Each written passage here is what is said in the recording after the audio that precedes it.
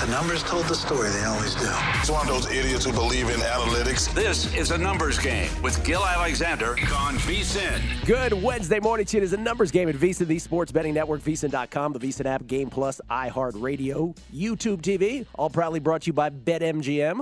It's Gill Alexander. It's Kelley Bydlon in the hizzy. How you doing, Kelley? Doing well, my man. How are you doing? I'm good, man. Good show today. Drew Dinsick joins us from NBC Sports Bet the Edge pod, Deep Dive pods. Mike Pritchard, our own Mike Pritchard, talk NFL with us. Will Hill, college basketball in full swing. We'll get Will's college basketball plays, college basketball and beyond. He's got NBA plays as well. As more conference tournaments tip off, yesterday was the Horizon League, Patriot League, and Sun Belt. Today it's the Big South, Northeast, and Ohio Valley tournaments kicking off, as well as other random college basketball games throughout the country. More than just random. And then Sia Nejad to talk NFL and golf with us. And you, Kelley Bydlon, this is what I really should lead with.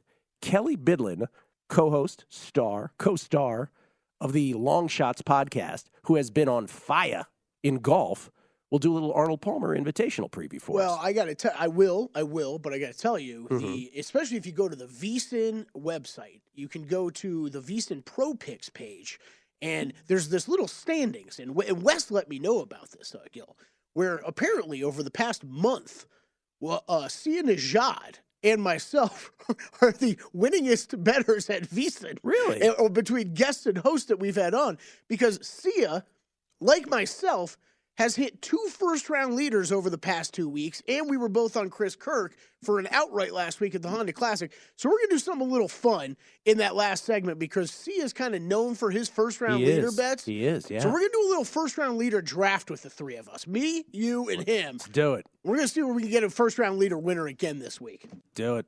Let's go. By the way, so Kelley and I, just to pull back the curtain, Kelley and I, we do a little 2-hour show here called The Numbers Game every day, in case you missed it. 10 to noon Eastern, 7 to 9 a.m. Pacific, Monday through Friday. And then at the end of every show, we're like, oh, we forgot to mention this. Oh, we forgot to mention that. Because it's 2 hours, not 3 hours. And so, like Chrissy Andrews' book yesterday, we finally got to it after a couple days. I was like, oh, yeah, I got to mention that. I read it, during vacation.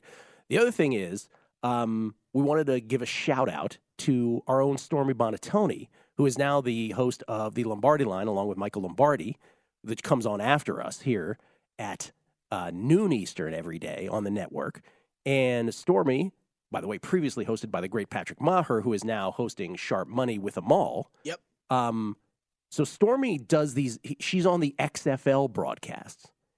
And we want to give her a shout because she has done a great job, and I want to say has sort of bucked people pushing back on her to get gambling content on those broadcasts. So big up to Stormy. Yeah, it was awesome. I don't know how many people have been watching the games and stuff. Admittedly, Gil, I haven't watched that many, but the first weekend I watched just because I saw Stormy reporting on a beer snake cup, like how they do the beer cups, and they're like doing the snake in DC. So she's doing a report on that, and I'm like, well, this is hard-hitting reporting I need to watch. Yes. Because this is what I'm interested in. I haven't watched that much XFL, but it's circling around last weekend. I saw it on Daily Wager. I saw it in multiple places of Stormy bringing up the betting odds during the broadcast and explaining kind of the play-by-play crew about what the futures odds mean, what live odds mean on the game. Good on her. I mean, and it's awesome for her because it's awesome for all of us because I think it's leading the charge into how we're going to see game broadcasts develop over the next several years. And tip of the cap because she did a great job. She's explaining everything perfectly to these guys that really don't know that much, seemingly. Seemingly, yeah. So no, tip of the cap because it's been awesome to see so far on the XFL. It's awesome. So shout out to Stormy again. She hosts Lombardi Line right after this show, and I don't know Stormy very well. I probably had about if you set the total on the number of conversations I've had with her in my life, 3.5, I would set the line on. We don't interact, but she's lovely. And so good on her doing her part to advance the cause.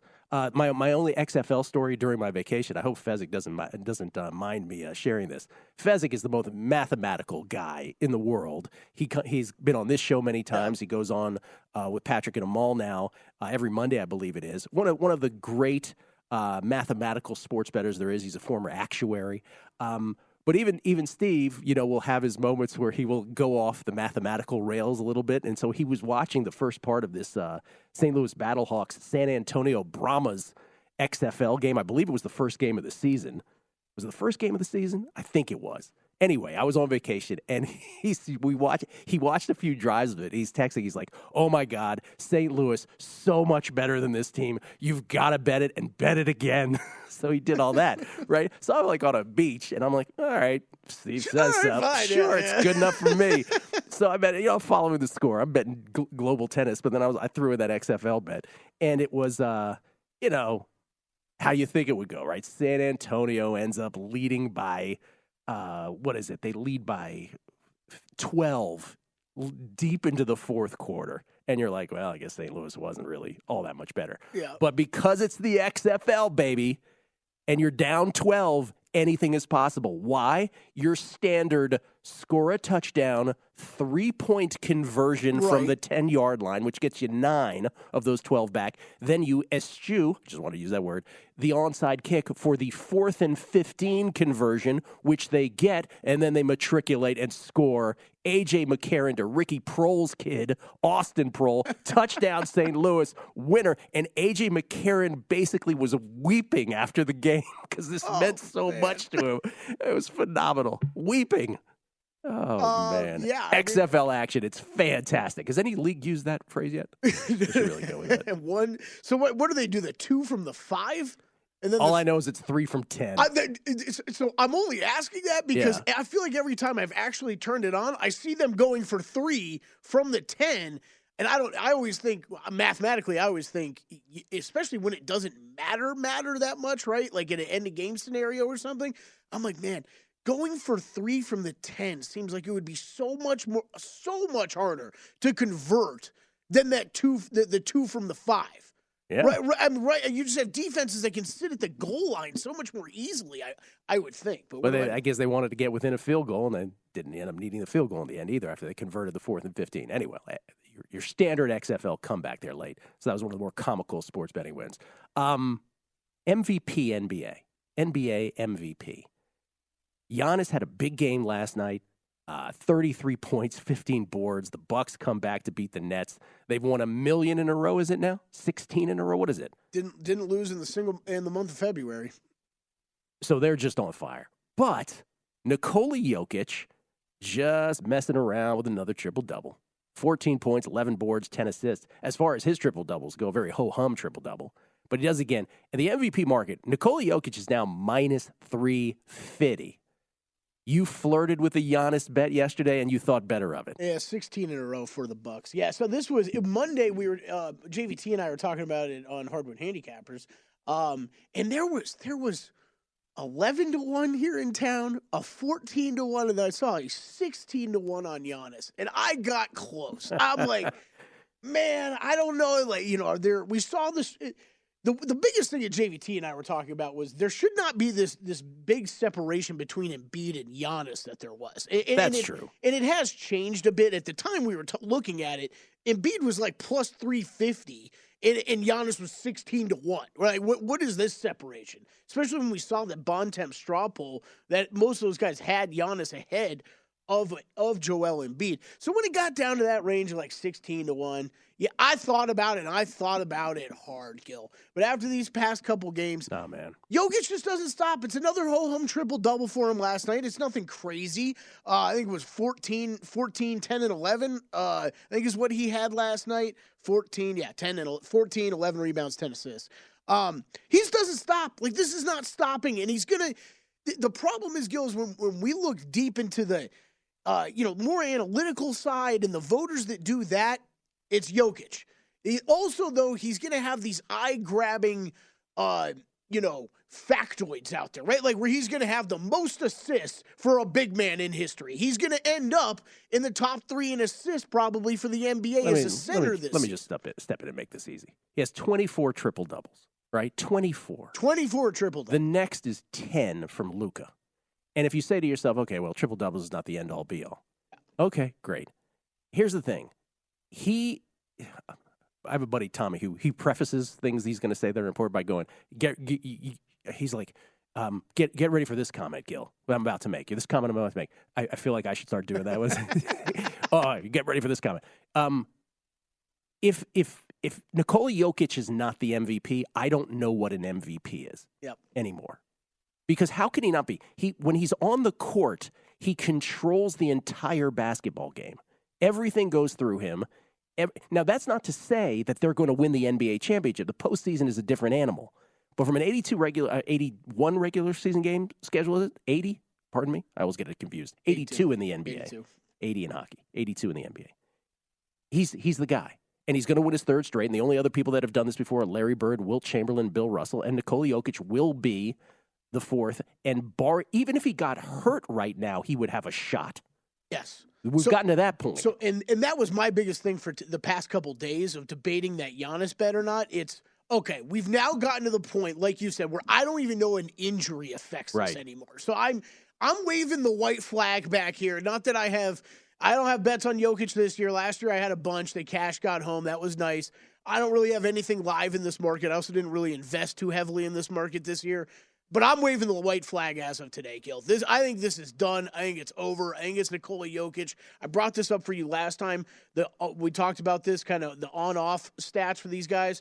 Jokic, on the floor. This is from Cleaning the Glass. They do stuff a little bit different because they take garbage time minutes out. Plus 27.6 with Jokic on the court versus off the court. The next guy that comes even close is Joel Embiid at plus 12.5. That probably puts it in the synopsis better than any number could. Nikola Jokic, minus 350. Some people lay that even. Not for everybody, but some people would still lay that. And they'll get home a winner. We'll come back. Drew Dinsick on the NBA and the NFL. Next, Numbers Game, Visa, the Sports Betting Network.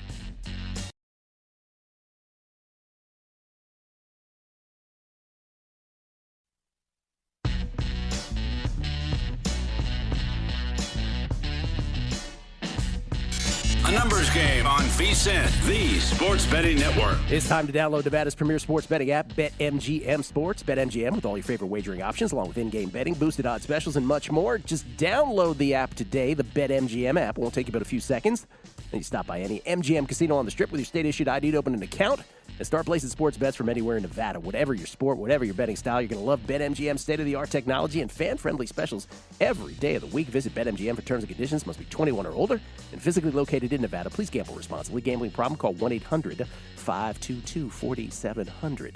Skill Alexander. It's Kelley Bydlon. Yesterday, we had a couple Hoosier picks from us, Kelley. One, I had Taylor Townsend up against Sloane Stephens. We ran into the good version of Sloane Stephens yesterday, so the plus 140 dog on the heels of a Katie Vollinet's dog winner the day before.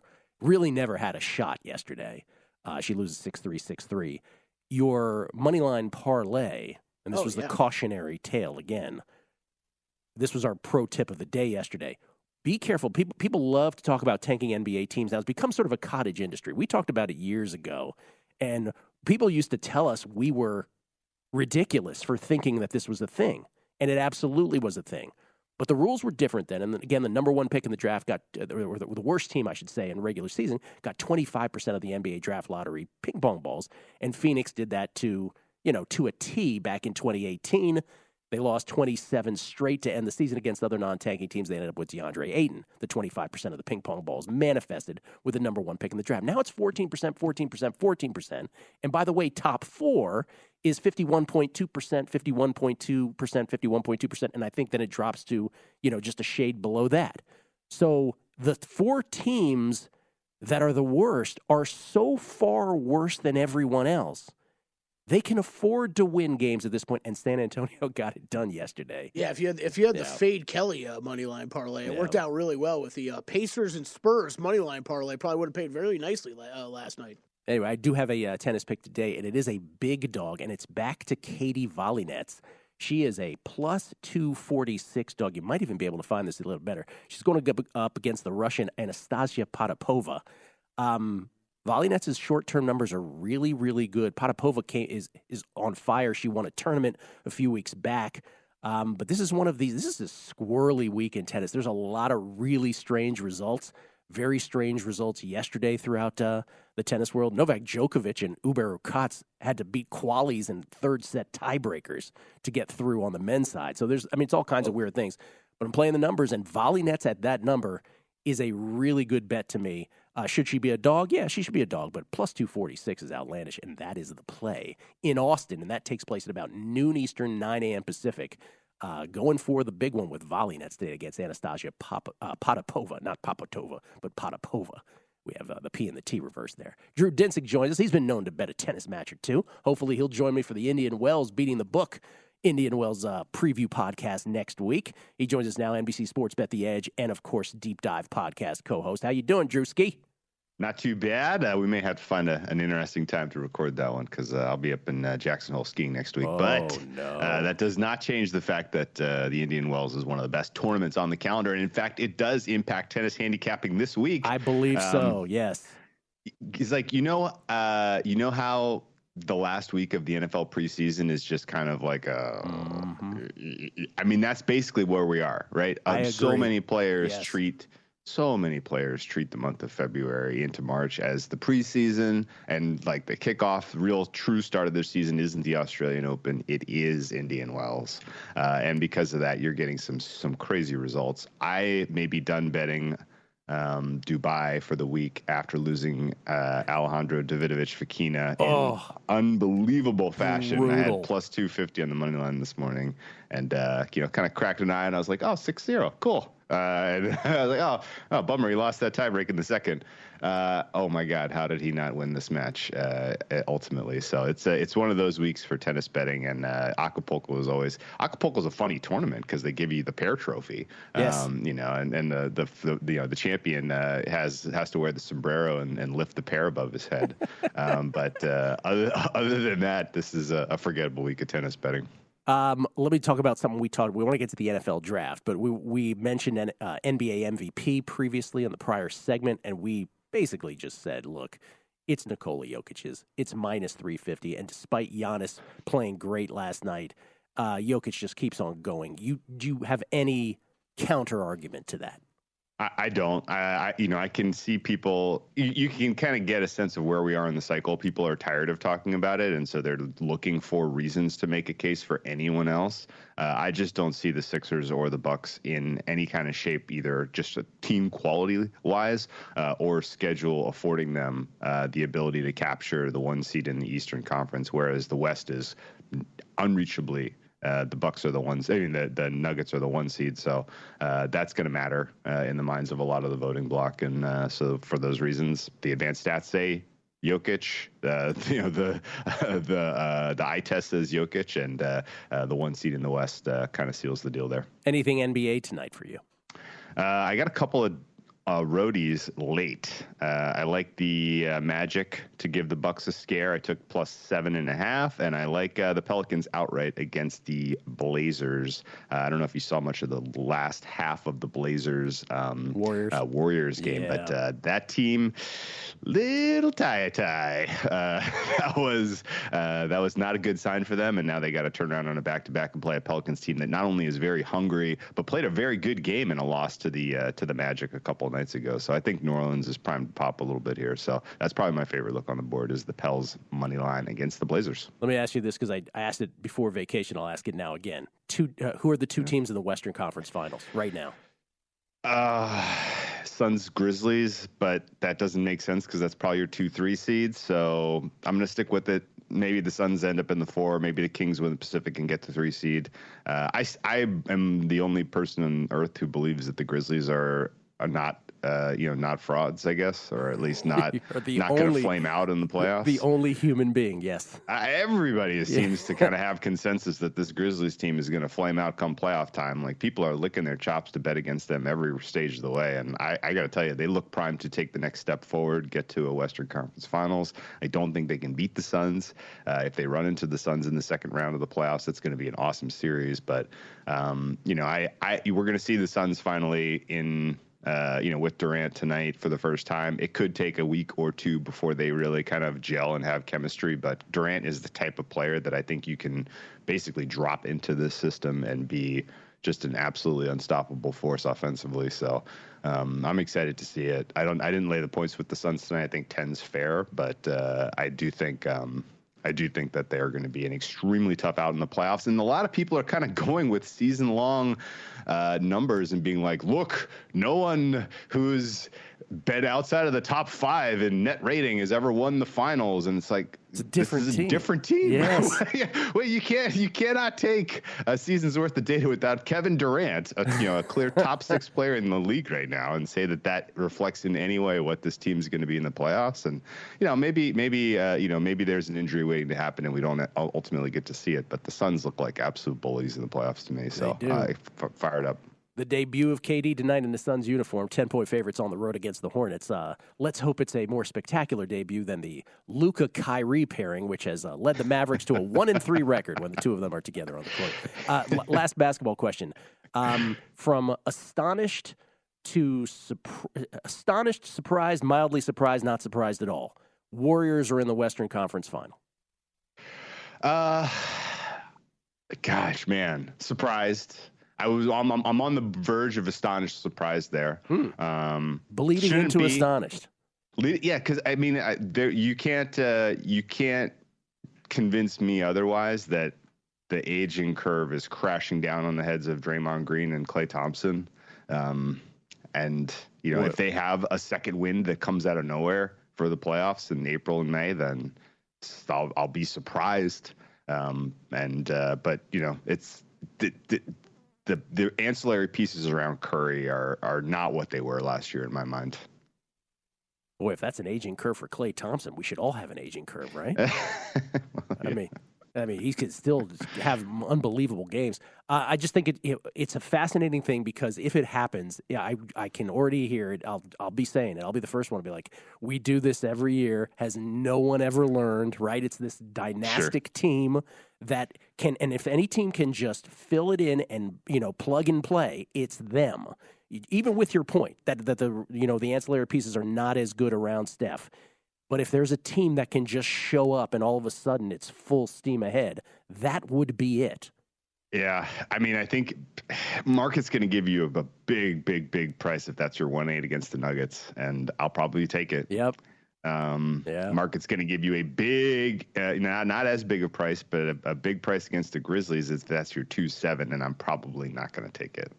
Yeah, well, the Grizzlies have already won 4 consecutive championships the way they act, so, that should be fun. Can't wait for the playoffs. Still got to get through about a quarter of the season here, wrapping things up. NFL draft talk. Drew's got a lot of thoughts on this, as every day, even 2 months out, there seems to be stories here, rumors there. We'll get into it. Drew's bets that he's made, ones that he's thinking about making. Next, Numbers Game, VSiN, the Sports Betting Network.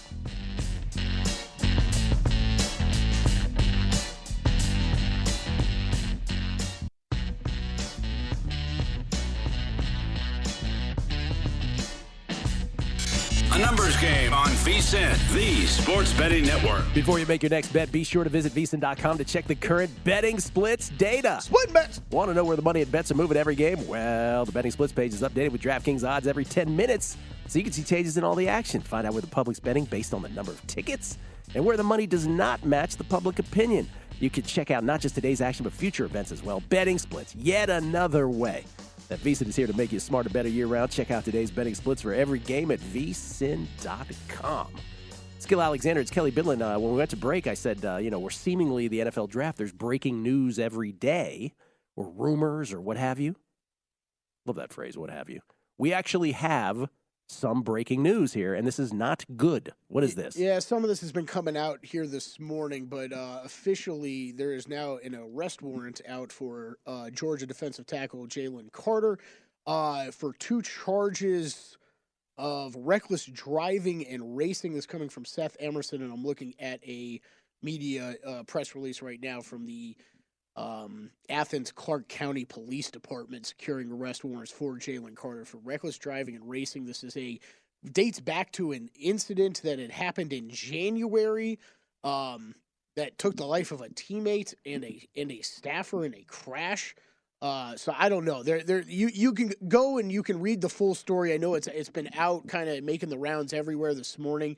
You can kind of get the details on the background, but officially an arrest warrant has been filed for Jalen Carter. Yeah, this is where it sort of becomes the sort of awkward and artful sports betting side of things, where we sort of have to say there will be a portion of our audience now that upon hearing that will race to bet Will Anderson first defensive player drafted. Yeah, Carter also originally scheduled to speak at the NFL Combine right now. I'm seeing 10:30 Eastern time, so I'm going to guess that's not happening anymore, but maybe check it out.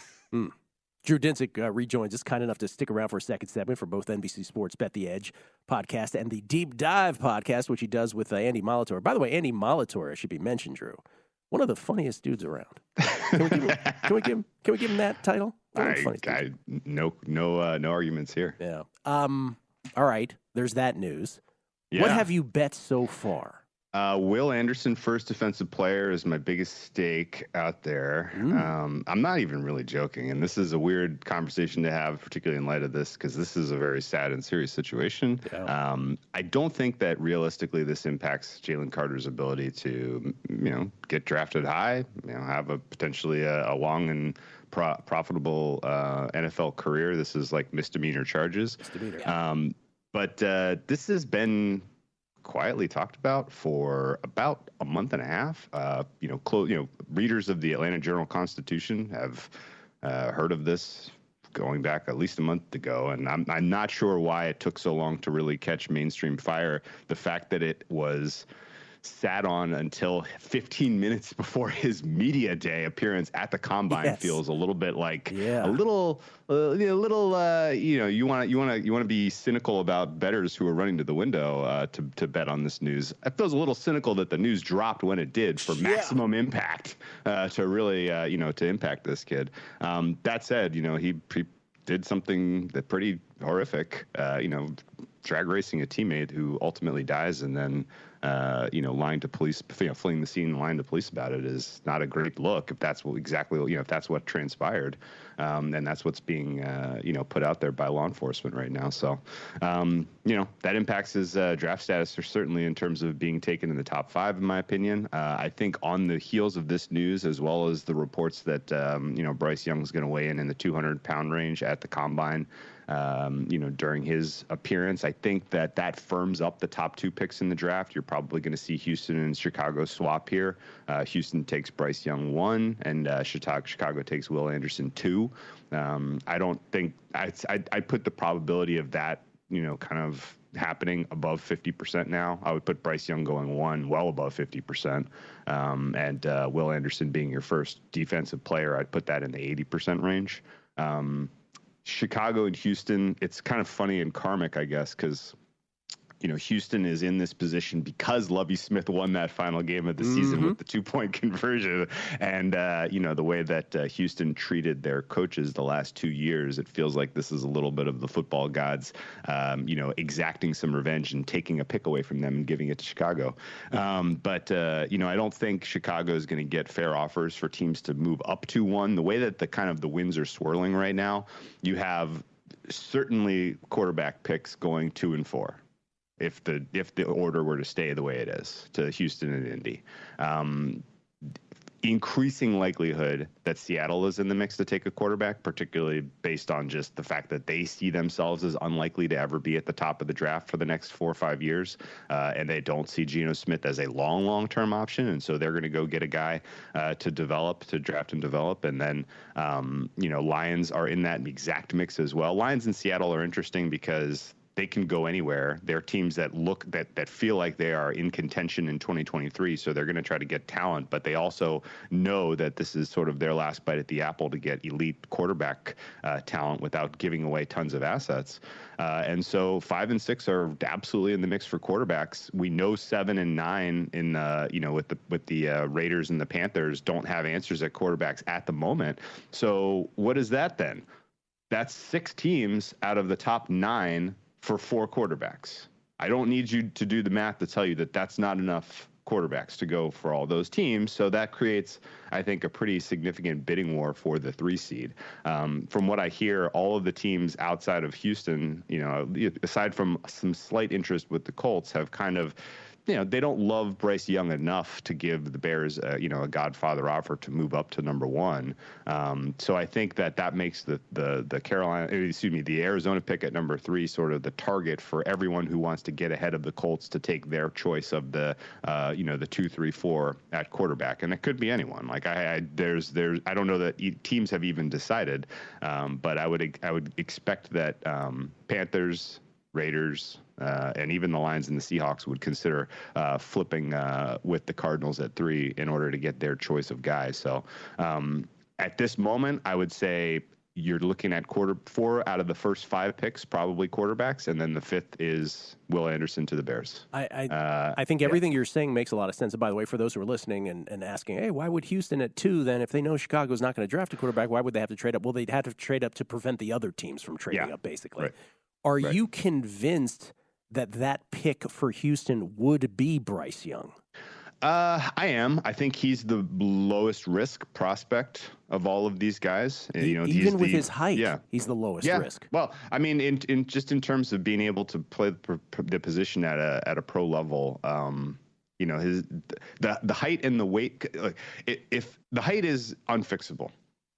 That is correct. Plenty of guys, though, at this point, there is enough of a track record between Russell Wilson and Drew Brees and even Kyler Murray to a degree. Like, there's enough of a track record of short quarterbacks succeeding in today's NFL that I don't think height scares anyone. And the weight question mark was an issue, and he's presumably going to answer that in a couple of days when he weighs in here. So, and also, weight has never scared me, and I don't think very many people about, NFL body, because he's a young guy like that. This is fixable. Like, you put a guy on a specific diet and training regimen, you're going to get him to play at 200 pounds, and even with a frame that Bryce Young has. So I don't think that weight ultimately is going to scare people away from ranking him as the best of these quarterbacks. He's got an elite arm. He's got elite kind of ability to read and just perform the job of quarterback at a pro level. So all the rest of the guys there have some question marks.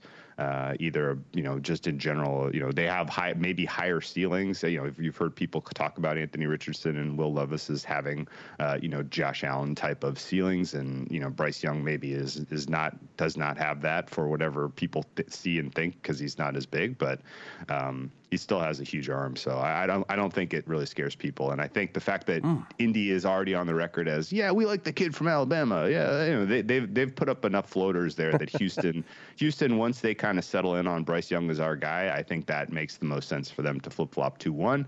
And honestly, like, giving enough assets to move up to the 1, if you're outside of the top 4, I don't see it. It's too much to move up, and Bryce Young is not that elite of a prospect that I think anyone outside of the top 4 could pull it off. All that said, the Bears, man, they are in a very interesting situation. If I were the general manager of the Bears, people have kind of spent a lot of time this week talking, or, last couple of weeks, should they trade Fields? Should they trade the 1? What do you do here? I mean, the answer is staring you in the face. Trade both. Like, this is absolutely the peak value you are going to have for Justin Fields if you want additional assets to rebuild your team. You need to rebuild your team. You are absolutely staring at the 1 pick for next year. All of these other teams that would realistically be in the 1 are taking quarterbacks this year. All of the teams that would realistically, be in the mix to take Caleb Williams are going to have guys that they are trying to develop. And so I think the Bears really should think about moving both. Okay, but getting maximum value. But likelihood that they did both, would you put the percent? Yeah, 0. relatively low. Yeah, relatively low. Yeah, they're not doing that. But it makes sense. I like the idea. Yeah. I really like the idea. If you have a longer-term viewpoint on this, for sure. Whether they start Fields or trade him, they're the most likely team picking first next year. Drew, always a pleasure, man. We got to work out this Indian Wells thing with the podcast. I don't know how we're going to do it, but we got to work it out. Gots to. Hey, best of luck, guys. Thanks, man. Drew Dinsick, everybody, at Whale_Capper. Coming back on a numbers game at VSiN, the Sports Betting Network.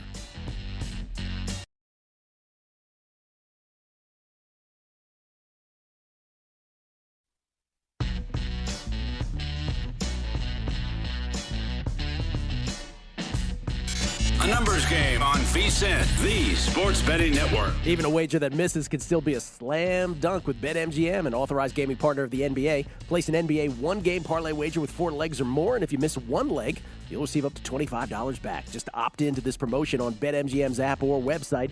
With one-game parlay, you can make selections within a single NBA game, including team and player props. Opt into the promotion, then place an NBA one-game parlay wager of 4 legs or more, and you'll get up to $25 back if you miss one leg. BetMGM and GameSense remind you to play responsibly and offer resources to help you make appropriate choices. Visit BetMGM.com for terms and conditions. Must be 21 years of age or older to wager. All promotions subject to qualification and eligibility requirements. Rewards issued as non-withdrawable bonus bets. Bonus bets expire in 7 days from issuance. Please gamble responsibly. Gambling problem? Call 1-800-GAMBLER. Promotional offer not available in D.C., Mississippi, Nevada, or New York. It's Gill Alexander. It's Kelley Bydlon. One thing, and it's bad form to sort of like question something the guest said before the break, but I didn't want to interrupt Drew. I don't want to be rude. But the notion that he said that like teams don't care about the height of the quarterbacks, I found that surprising that he would say that because I think they are obsessed with this. I don't know what to think about it because has it seemingly stopped teams in the past? No, but like it seems like we've been having the conversation more and more here over the past couple of years of it being something that is a problem. You can bring up Drew Brees and Russell Wilson and to extent Kyler Murray, but it's like those are the exceptions, not the rule, right? And Drew Brees, by the way, I still have no idea how Drew Brees did what he did at that height. Seriously. No idea. And Russell Wilson, super mobile, and Kyler Murray, to say the jury is still out would be an understatement, right? So maybe we can get Chrissy in here to comment on Kyler Murray a little later. So I don't know. I mean, I thought that was that's why I bet C.J. Stroud, because I wonder if in the end that will spook someone. Because Bryce Young's listed at 5'10.5". Kelley, how tall are you? Jeez. Well, on my license it says 5'10", but I think it's more like 5'9". I don't know when's the last time a grown man's taken their height. Like, where you go home? You mean there's nobody else to stay on? Put a pencil next to like the wall. It's a wall. Pencils marks all over it. I have no idea, but probably 5'9", in that range. Okay. So, I mean, again, I just get back to my Heath Schuler. Again, my moment in time when I saw Heath Schuler under center for Washington after he got drafted 3rd and literally took one look at him.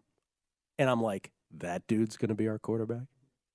And by the way, Gus Frerotte, who was drafted in the 7th round that same year, Heath Schuler was drafted 3rd overall.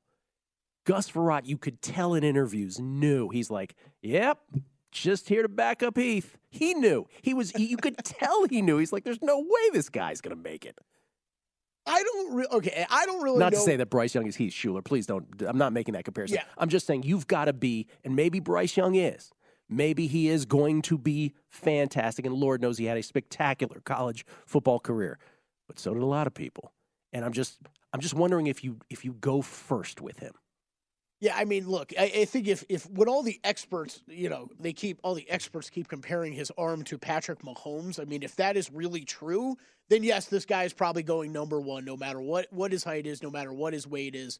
I think for you and me, I think it's and through this whole draft process, it's the timing of bets is the important thing. And Mm-hmm. at least I don't want to speak for you, but at least for me this week, it was take a piece of Stroud before the combine, where all these measurements are going to come out and then officially come out, not just speculative about what Bryce Young is. And then maybe there's teams that start to change their mind on him, and we see these odds, and we see reports get out, and then maybe the odds you take change. some Bryce Young after that. Yeah, it's not a bad way to go about it. I did get some C.J. Stroud at plus 682, but we'll see. I mean, we've already seen, even since we made those bets, like those numbers will come down even. So, like, they've shrunk back together. How about some more golf breaking news? I like it. Ready for this? So, the PGA Tour now, I'm not happy about this. They are really starting to fight the live model, and so they're basically going to adapt to it. A lot of their elevated events that they will have next year, 10 of them, sounds like 10-ish is what I'm saying right now.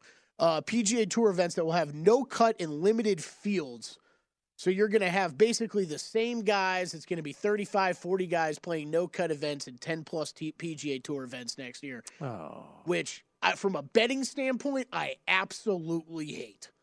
It is terrible. From an every standpoint, not only a betting standpoint, but from a historical standpoint, from anything. Exactly. So, and this, I'll get back to what I said. As loathsome as many find live golf to be, and I might be in your camp, the fact is that they, by doing what they did, talk about the people who went over and took the money, whatever, but the notion that the changes they made, which were basically with the macro statement, whether tacit or spoken, of y'all aren't paying your golfers enough and we're going to pay them what they really deserve. Like, the PGA was kind of exposed in that way. They had to change. They had to raise the purses. They did the elevated tournaments thing was a great idea, but now if you're changing format like that. Yes. And from your betting perspective, where you and Matt and Wes and you and Matt do the model stuff, this just makes it a different animal entirely. I mean, you're chopping down fields, so odds get way shortened on guys. It's just going to be harder and harder to find an edge. And like you said, like Gill, this is the past few weeks, especially the past couple weeks. I think you've seen the designated event status really work out well, where you had, think about, this is going to be tough for me to not bring up a ton of times this year.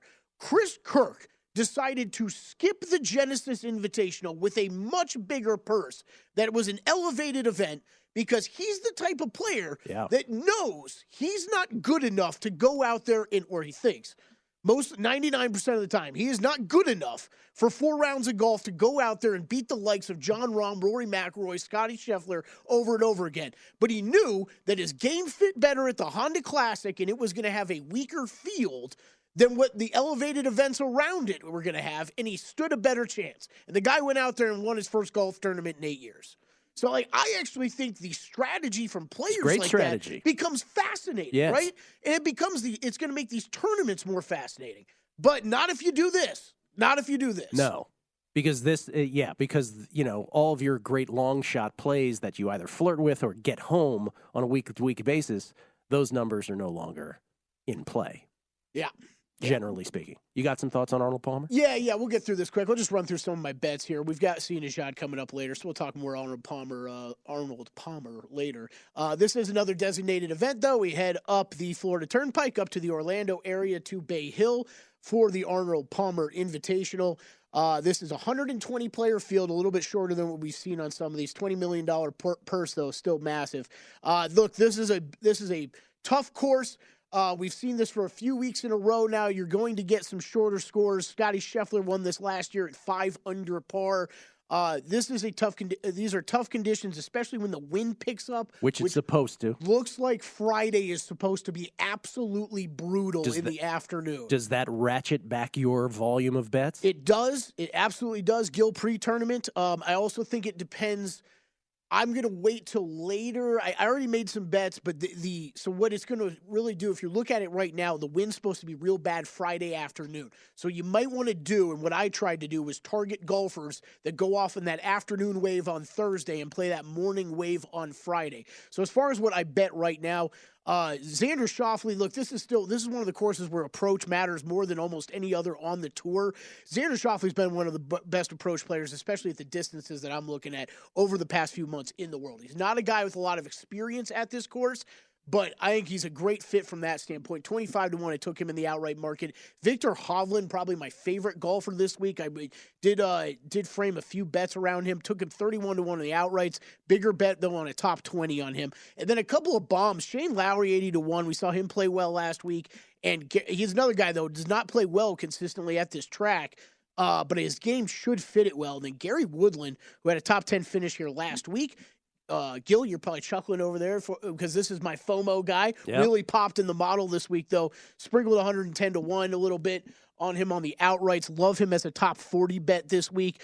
And then played couple matchups. You can catch all this over at vsin.com. Make sure to go and download, check out Long Shots, too. Get everything from Matt Brown, Wes Reynolds, and myself every single week, Monday and Tuesdays, on the podcast, breaking down the tournament kind of from the week before and the tournament coming up. But I know all three of us were on Viktor Hovland this week, so that's kind of the pod play this week. The pod play. Long Shots available at vsin.com/podcast. All the great VSiN podcasts for free. Download, listen whenever you want. That's how podcasts work. Make 6 hours time if you want to listen to Coast Hoops with Greg Peterson, though. He gets really into it on the college basketball side. I just got to say this as we go to break here. That story really bothers me, Kelley. Like, and I know this is where I get sort of corny and purist sporty, you know? What, like the golf one? Beyond the betting. Me too. The betting sucks, right? The betting implications suck. And I hate that it will now change the way that we can put things in context historically. How fun was the Eric Cole story last week? It was great. That was an awesome story. See ya those kind of stories. Coming back, Mike Pritchard, talk NFL. On the other side, Numbers Game, VSiN, the Sports Betting Network.